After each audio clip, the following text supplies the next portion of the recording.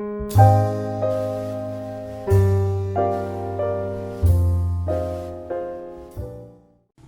the second half of the 20th century, a new psychological approach titled humanism was introduced. The founding fathers of this theory are Carl Rogers and Abraham Maslow. Humanism explains human behavior in an objective and noble manner. It takes a look at the individual person and what makes them unique. Humanism seeks to look at human behavior not only through the eyes of the observer, but through the eyes of the person behaving. The behavior performed is attributed to the individual's inner feelings and self-concept.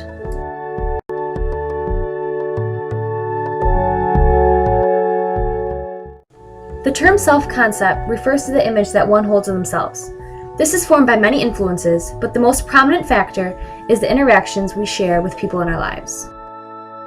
In order for humanistic theory to be applied, several assumptions must be made.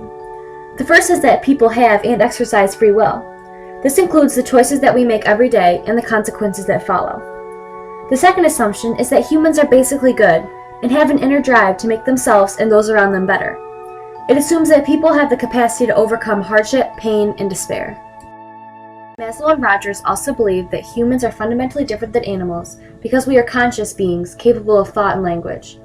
They were against research on animals and believed that studies should be conducted around an individual case rather than a large group. This way, the richness of experience can be observed.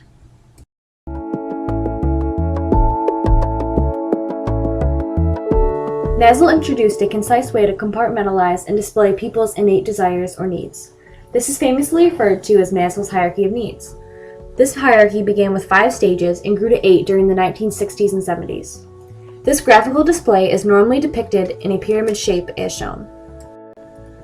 Each level in Maslow's hierarchy of needs can be applied to the field of education. Motivation is the direct link between education and Maslow's hierarchy.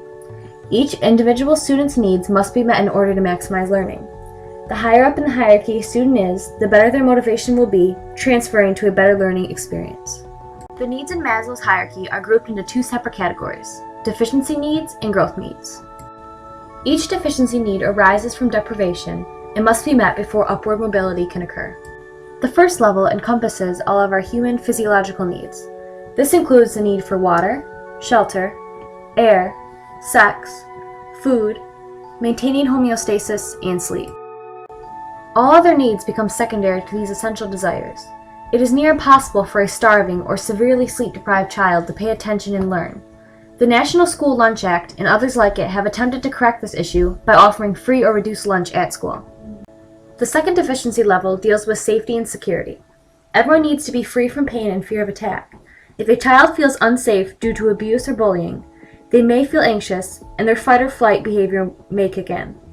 Before learning can be accomplished, children have to physically and mentally feel safe in their environment. Teachers and educational leaders need to ensure that all proper safety measures are being put in place. After a child's physiological and safety needs are met, belongingness and love needs can be achieved. This refers to the needs of giving and receiving affection.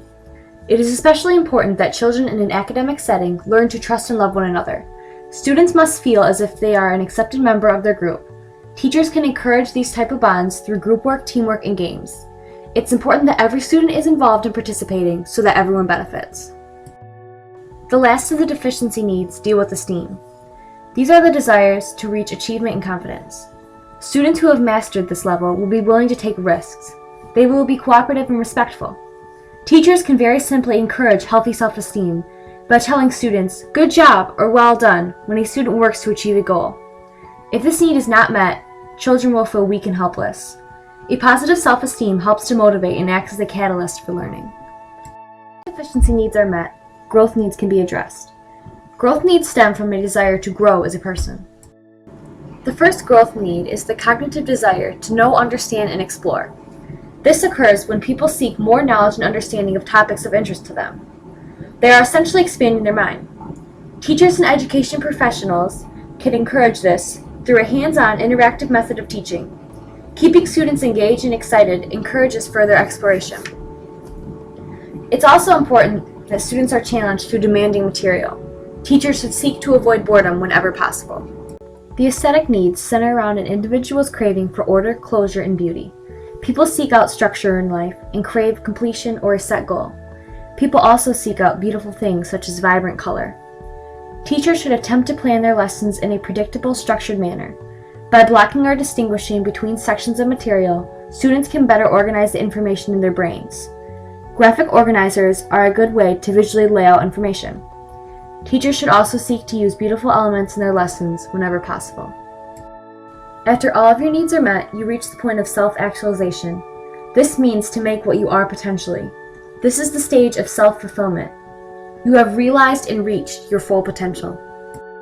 Self-actualized people can be explained in a number of ways. The first is that self-actualized people tend to accept themselves and others as they are. They are able to enjoy themselves and live their lives free of guilt. They also have a sense of realism and are often motivated by a strong sense of personal ethics and responsibility.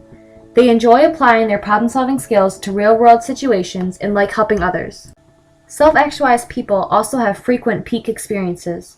Maslow explains these as limitless horizons opening up in the vision, feelings of ecstasy and wonder and awe, the loss of placement in time and space, with finally the conviction that something extremely important and valuable has happened. Self-actualized individuals are able to live in the moment and appreciate the beauty of every experience. They also highly value privacy. They have a thoughtful sense of humor and are able to laugh at themselves, but do not ridicule or make fun of others. They also are spontaneous and do not feel confined by social expectations. Self-actualization in learning means to have full capacity to learn and understand any complex topic thrown your way. The final level a person can achieve is self-transcendence. This final step goes hand in hand with self-actualization. Once someone has self-actualized, they are able to help others to find self-fulfillment. In an educational setting, tutoring may occur. A student who is very good in a subject such as English or math may help his or her classmates with their work. This helps that student to reach self-actualization as well. Students with exceptionalities are especially affected by Maslow's hierarchy of needs. The third level of Maslow's hierarchy, belonging, may be difficult for students with exceptionalities to obtain because they may have learning or physical disabilities that may set them apart from their peers. It may also be difficult for children with very high IQs to feel as if they belong. In many schools, students have difficulty learning because their basic needs of Maslow's hierarchy of needs are not being met. These students are typically students of low socioeconomic status. Because these students are not learning at the same rate as their peers, they are often mislabeled as learning disabled. Many times, however, these students are simply not having the lower levels of Maslow's hierarchy met. Many of these students may be too worried about when their next meal is or where they are going to sleep that night to even worry about what they are learning in school. By separating between students with true learning disabilities and students who are not having their needs met, the students' needs for learning can be more easily met by the district or teacher. The direct link between Maslow's hierarchy of needs and education can be clearly seen in every student. Each student requires a different level of help. For some, it could be as simple as a nutritional meal. Others may require additional support in the classroom. With all educational professionals working together, the final goal of self-actualization and transcendence may be accomplished, and learning may be maximized.